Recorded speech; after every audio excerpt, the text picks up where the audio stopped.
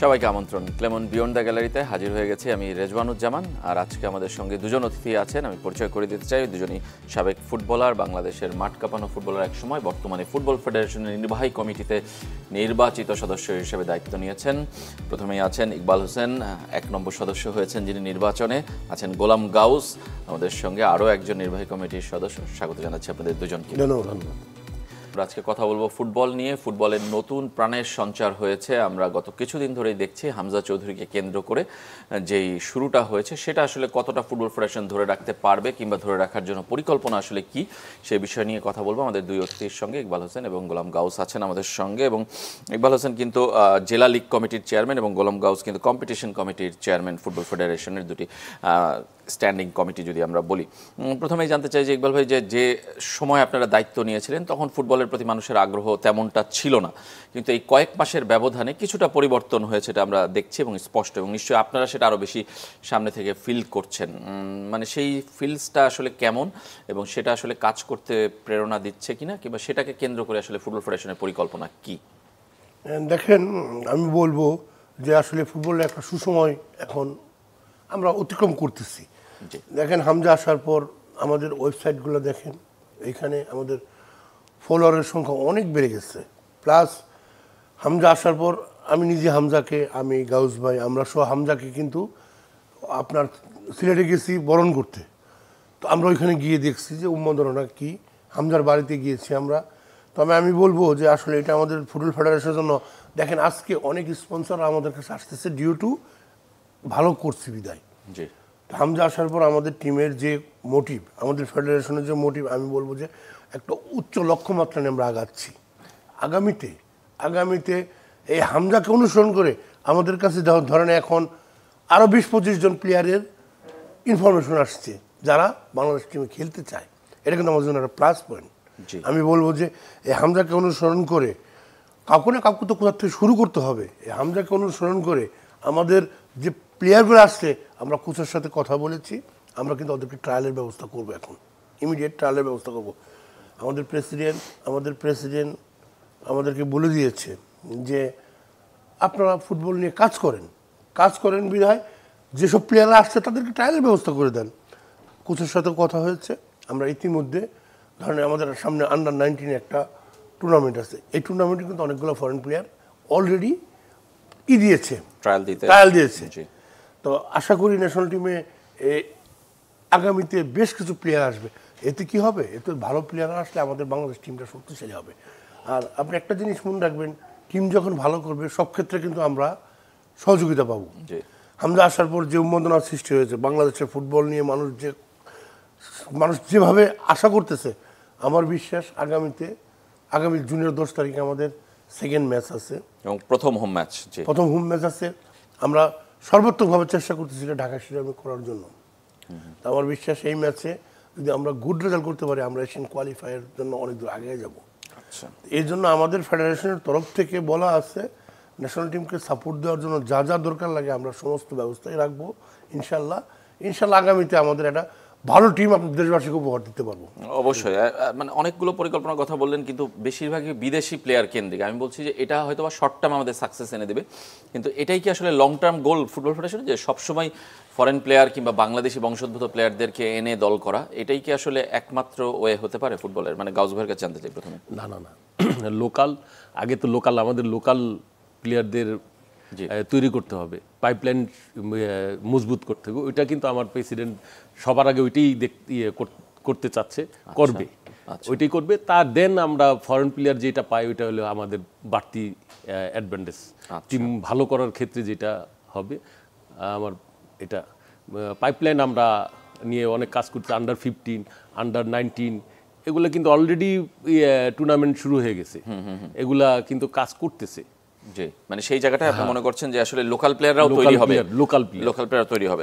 একটু জানতে চাই আপনার কাছেও একই প্রশ্ন ইকবাল ভাইকে যেটা শুরু করেছিলাম, যে আপনি খেলোয়াড় ছিলেন তখন উন্মাদনাটা ফিল করেছেন বাংলাদেশের ফুটবলে, এখন আবার সেরকম না হলেও কিছুটা কি ফিরে এসেছে কিনা আপনার মনে হয়? কিছুটা না, অনেকখানি উন্মাদনা ফেরত আসছে। সব জায়গায় ফুটবল নিয়ে আলোচনা। হামজা আসাতে বাংলাদেশ টিমের যেই হয়েছে, এক্সপেকটেশন মানুষের দর্শকদের কাছ হয়েছে, এটাই আমাদের আগায় নেওয়ার বেশি, আমাদের বেশি কাজ করতে হবে। আচ্ছা, মানে সেই বাংলাদেশ টিম নিয়ে। আচ্ছা, আর এমনিতে যেটা 10ই জুনের ম্যাচের কথা বলছিলেন যে জাতীয় স্টেডিয়ামে আপনারা করতে চান, কিন্তু জাতীয় স্টেডিয়াম কি আসলে তৈরি? আমরা এটা গত বছর থেকেও শুনছি যে আসলে এই ডিসেম্বর, কখনো ফেব্রুয়ারি, কখনো মার্চ, কখনো এপ্রিল, খালি মেয়াদ বাড়ছেই। মানে সেই জায়গাটায় আপনি জুনে একটা ইন্টারন্যাশনাল ম্যাচ করার জন্য সব গাইডলাইন মেনে ফিফার সম্ভব কিনা আসলে? দেখেন, অলমোস্ট আমাদের মাননীয় উপদেষ্টা কিন্তু অলরেডি বলে দিয়েছে যে এই ম্যাচটা আমরা এখানে করতে চাই। আগামীকালকে আমাদের মাঠ পরিদর্শন আছে, আমরা মাঠ পরিদর্শন করব এবং অলমোস্ট মাঠ কিন্তু, ফুটবল খেলার মাঠ কিন্তু আমরা বুঝে নিয়েছি, ক্রীড়া পরিষদের কাছ থেকে কিন্তু আমরা ফুটবলের মাঠটা বুঝে নিয়েছি। মানে এখন আপনারাই ঘাসের পরিচর্যা করছেন? এখন যে টাইম আছে, ধরেন জুনের 10 তারিখ থেকে শুরু করে এখন যে সময় আছে, আমার বিশ্বাস যে এই সময় যদি আমরা মাঠের উন্নয়ন করি সম্ভব। এবং যদি, যেহেতু ক্রীড়া উপদেষ্টা ডাইরেক্টই বলছে যে, মাননীয় উপদেষ্টা বলছে যে আমরা এই ম্যাচটা এখানে করতে চাই, আমি ধন্যবাদ জানাই ওনাকে। ওনার নিজ উদ্যোগে কিন্তু উনি বলছে যে এই ম্যাচটা আমরা এখানে করতে চাই। আর যেহেতু আমাদের হোম ম্যাচ, আমরা তো অ্যাডভান্টেজ নিবই। সুতরাং এই ম্যাচে তো এই মাঠে অনেকদিন খেলে না ফুটবলাররা, মানে অ্যাডভান্টেজ নিতে গেলে তো এই মাঠে আসলে খেলা, ট্রেনিং এটা শুরু করা দরকার। অলমোস্ট কিন্তু আমার কোচ কিন্তু আমাদেরকে একটা গাইডলাইন দিয়ে দিয়েছে, যেমন গাইডলাইন দিয়ে দিয়েছে তাকে 1 তারিখ থেকে মাঠ ছেড়ে দিতে হবে। মে মাসের 1 তারিখ, জুনের 1 তারিখ থেকে তাকে জুনের 1 তারিখ থেকে তাকে মাঠ দিতে হবে। আমরা কিন্তু তাকে আশ্বস্ত করছি যে ঠিক আছে, ওকে, আপনাকে 1 তারিখ থেকে প্র্যাকটিসের জন্য আমরা এই মাঠ দিয়ে দিব।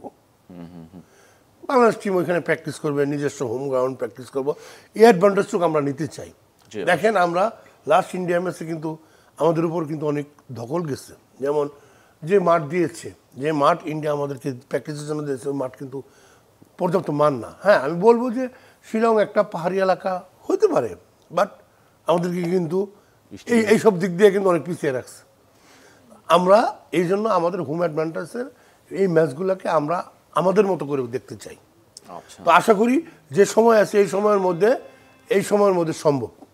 এই সময়ের মধ্যে সম্ভব। আবারও গাউস ভাইয়ের কাছে একটু যেতে চাই যে ন্যাশনাল টিম কেন্দ্রিক কি সব আলোচনা হয় নাকি ফুটবল ফেডারেশনের কর্মকাণ্ড আসলে আপনার কম্পিটিশন কমিটি, গাউস ভাই, ইকবাল ভাইয়ের জেলা লীগ কমিটি, সেই কাজগুলো আসলে চলছে? মানে সেটাও একটু আমরা জানতে চাই যে সব কি আসলে ন্যাশনাল টিম কেন্দ্রিক আলোচনা কিংবা ফোকাসটাই কিনা? না, ন্যাশনাল টিম কেন্দ্রিক না। ইভেন গতকালকেও জেলা নিয়ে আমরা মিটিংয়ে বসছিলাম, আমরা ইন্টারনাল মিটিংয়ে বসছিলাম যে জেলার লীগ আমরা যে কোনো 25টা এর মধ্যে এই 15 দিনের মধ্যে আমরা জেলা লিগগুলা শুরু করতে চাই। আচ্ছা, আমরা জেলা লিগগুলো শুরু করতে চাই। এইজ লেভেলে সবগুলো আমরা কিন্তু পাইপলাইন নিয়ে কাজ করতেছি, অনেক কাজ করছি, কম্পিটিশনের অনেক কাজ। ইন্ডিয়া আর ভারত বাংলাদেশে খেলা সিলেটে, আর হংকং ইসের খেলা, বাংলাদেশে খেলা চিটাগংয়ে, ওই স্টেডিয়ামগুলো মানে সবগুলো ম্যাচ ভিন্ন ভিন্ন চিন্তা আছে যে ইন্ডিয়ার ম্যাচ আপনি সিলেটে করতে চাই, আর হংকং এর ম্যাচ বৃহস্পতিবার, আর চিটাগাংয়ে হবে হংকং ভার্সেস বাংলাদেশ। আচ্ছা, মানে 3 জেলা স্টেডিয়ামকে আপনি ইন্টারন্যাশনাল আমরা চেষ্টা করছি, জানি না কতটুকু পারবো, তবে যদি সব দিকে সহযোগিতা থাকে ইনশাল্লাহ আমরা এই ম্যাচগুলোকে আমরা ঢাকার বাইরে ছড়িয়ে দিতে চাই। ফুটবল মন্ত্রীদের জন্য আমরা ছড়িয়ে দিতে চাই এই কারণে যে ফুটবলটা সারা বাংলাদেশে থাকুক, শুধু ঢাকা কেন্দ্রিক না থাকে, সারা বাংলাদেশ থাকুক। যেমন সিলেটের ম্যাচটা নিয়েছি, সিলেটে ধরেন আমরা ইন্ডিয়ান ম্যাচটা করতে চাই কেন, হামজার বাড়ি সিলেট, আমরা ওখানে একটা বাড়তি অ্যাডভান্টেজ নিতে চাই। চিটাগাংয়ের মাঠটা চাই, চিটাগাং যেহেতু জানেন চিটাগাং সেমরা আমাদেরকে দিয়েছে, বরাদ্দ দিয়েছে, তো আমরাও চাই চিটাগাংয়ে হংকংয়ের ম্যাচটা করলে কি হবো, এটা আমাদের জন্য প্লাস পয়েন্ট হবে ফেডারেশনের জন্য। আসলে কাজ করার তো অনেক ক্ষেত্র আছে। এখন ধরেন এই কাজগুলোকে নিয়ে আমরা গুছাতে চাই। ধরেন আন্ডার 19, আন্ডার 23 আমরা কিন্তু এই স্টেডিয়ামগুলোকে কেন্দ্র করে কিন্তু সব শুরু করতে চাই। আচ্ছা, আন্ডার 19, আন্ডার 23, আন্ডার 20 যে ম্যাচগুলো আছে, মেয়েদের যে ম্যাচগুলো আছে আমরা কিন্তু ঢাকার বাইরে দিয়ে দিব। মানে আগে এই ম্যাচগুলো হবে তা ওই স্টেডিয়ামগুলো, তারপরে ন্যাশনাল টিমের খেলাগুলো হবে। জেলা লিগের কথা বলছিলেন গাউস ভাই যে গতকাল আপনার ইন্টারনাল মিটিং করেছেন যে 25টি জেলায় লিগ শুরু করতে চান। আপনি আমাদের এই অনুষ্ঠানে এসেই বলেছিলেন যে ধাপে ধাপে জেলা লিগ আয়োজন করার কথা, এবং বলেছিলেন যে একটা বড় স্পন্সর না নিয়ে ওই জেলা থেকে স্পন্সর দিয়ে লিগগুলো করা যায় কিনা। এই কয় মাসে আসলে কতদূর অগ্রগতি হয়েছে আমাদেরকে একটু যদি জানান। দেখেন, এখন তো আমি বলবো যে আমাদের সুসময় যাচ্ছে, সত্যি কথা বলবো। গতকালকেও আমাকে এক স্পন্সর ফোন দিয়েছে, ওনারা 30টা ডিস্ট্রিক্ট স্পন্সর করতে চাই। এটা আমাদের জন্য প্লাস পয়েন্ট কিন্তু। জি, এটা আমাদের জন্য, আমি নাম বলবো না, একজন যেহেতু এখনো কোনো ফাইনাল কিছু হয়নি এই জন্য নাম বলবো না, এই যে একটা আগ্রহ নিয়ে উনি বলেছে যে ঠিক আছে আমি 30টা ডিস্ট্রিক্ট স্পন্সর করতে চাই। এই অবস্থাটা কিন্তু বেশ কিছুদিন আগে ছিল না। না আমি মনে করি এটা আমাদের জন্য প্লাস পয়েন্ট। আর একটা জিনিস মনে রাখবেন, বাংলাদেশ ন্যাশনাল টিম যখনই ভালো করবে তখন আমাদের পিছনে ফিরে তাকাইতে হবে না। যখন আমরা নিজেরা ফুটবল খেলেছি তখনও কিন্তু একই কথা বলছি যে ফুটবলের উন্নয়নের জন্য, আজকে মেয়েদের কথা বলেন যে মেয়েরা সাব চ্যাম্পিয়ন হয়েছে, আমাদের কিন্তু মেয়েদেরকে নিয়ে কষ্ট করতে হয় না, স্পন্সরের জন্য খুব একটা কষ্ট করতে হয় না। কারণটা কি? সাফল্য আছে। জি, তো এই কারণেই বলি যে আমাদের এই সেক্টরে এই এই যে জেলা লিগগুলা এরা তো আসছে 30টা ডিস্ট্রিক্ট তারা নিজেরা করতে যাচ্ছে, এবং অচিরেই আমরা সব ডিস্ট্রিক্টগুলোকে চিঠি দিয়ে দিয়েছি এবং সময়সীমা দিয়েছি যে আপনি শুরু করেন। আপনি জানেন যে মাঠ নিয়ে একটা সমস্যা আছে, অনেক ডিস্ট্রিক্টে একই সময় ক্রিকেট খেলা হয়, ফুটবল খেলা হয়। তা আমরা বলছি কোনো ক্লাসের দরকার নেই, আপনি যখন পারবেন তখন বলেন। তো এই ক্ষেত্রে আমরা ইমিডিয়েট 20 থেকে 25টা ডিস্ট্রিক্ট দিয়ে আমরা লিগগুলো শুরু করতে চাই, এবং তারাও সম্মত হয়েছে এবং বাইলস টাইলস সব তাদেরকে পাঠিয়ে দেওয়া হয়েছে। দেখবেন এই মাসের মধ্যে আমাদের 20-25টা লিগ শুরু হয়ে যাচ্ছে। আচ্ছা, সেটা তো একটা সুখবর যে জেলা লিগগুলো যেখানে স্থবির ছিল সেখানে অন্তত একটা ধাপ এগিয়ে যাও, বাকি লিগগুলো নিশ্চয়ই ধাপে ধাপে পরবর্তীতে হবে, আমরা সেটা আশা করি। গাউস ভাইয়ের কাছে একটু জানতে চাই যে আপনার কম্পিটিশন কমিটি আসলে কেমন চলছে কিংবা সেটার কার্যক্রম কেমন, সেটাও যদি একটু আমাদেরকে বলেন। কম্পিটিশন কমিটি এখন কাজ হলো 3টা এফসি বাছাই যে কাজগুলা এইটা নিয়ে কাজ করতেছে। চিটাগং, সিলেট, ঢাকা এগুলো নিয়ে আমরা আগে থেকেই আমরা সব প্রিপারেশন নিয়ে সব কাজ সম্পূর্ণ করতে চাই। আচ্ছা, সেই জায়গাগুলো আমরা সেই জায়গায় না, তবে পাশাপাশি আমি গাউসবারে একটু সংযুক্ত করি, আমরা কিন্তু গতকাল একটা সিদ্ধান্ত নিয়েছি যে আমরা যে ডিস্ট্রিক্টের যে শেরেবাংলা কাপ যেটা ছিল, জি, আমরা কিন্তু এবার এটা চেষ্টা করব, জানি না, আমরা চেষ্টা করব ওই শেরেবাংলা কাপ যে আদলে হয়েছিল আগে, আমরা চেষ্টা করব এইবার এই টুর্নামেন্টটা করার, মানে জেলাটি দলগুলোকে নিয়ে একটা পুরো দেশব্যাপী টুর্নামেন্ট, পুরো দেশব্যাপী টুর্নামেন্ট। এটা গতকালকে আমরা মিটিং করে প্রেসিডেন্ট সহ একটা সিদ্ধান্তে আসছি যে আমরা এই কাজগুলো করব, সেটা এবং এই টুর্নামেন্ট আমরা সর্বাত্মকভাবে চেষ্টা করবো যেন করার জন্য। এটা একটা বড় সিদ্ধান্ত, যদি হয় বাস্তবায়ন এবং ধারাবাহিকভাবে থাকে সেটা একটা ফুটবলের জন্যই ভালো। আমাদের সঙ্গে ফুটবলের জনপ্রিয়তা নিয়ে এবং আলোচনা করতে উপস্থিত আছেন দুই সাবেক ফুটবলার এবং বর্তমানে নির্বাহী কমিটির সদস্য গোলাম গাউস এবং ইকবাল হোসেন। আমরা বিরতির আগে আপনাদের ডিপার্টমেন্ট নিয়ে কথা বলছিলাম। ফুটবলে বেশ কিছু নেগেটিভ কথা আগের মেয়াদগুলোতে আমরা শুনতাম যে একজন কেন্দ্রিক, ব্যক্তি কেন্দ্রিক, কিংবা আসলে ফুটবলারদের সঙ্গে কিংবা কর্মকর্তাদের সঙ্গে কিংবা মাঠের ফুটবলের সাথে তাদের দূরত্ব। এইবার কি আপনার মনে হচ্ছে যে নতুন সভাপতি আপনারা কাজ করছেন, যদিও আপনারা প্রায় তারই প্যানেলের সম্পৃক্ত লোক, কিন্তু তারপর আমি জানতে চাচ্ছি তিনি আসলে কতটা ফুটবলের প্রতি সময় দিচ্ছেন কিংবা ফুটবলের পরিকল্পনা করছেন কিংবা ফুটবলকে নিয়ে দীর্ঘমেয়াদে ভাবছেন?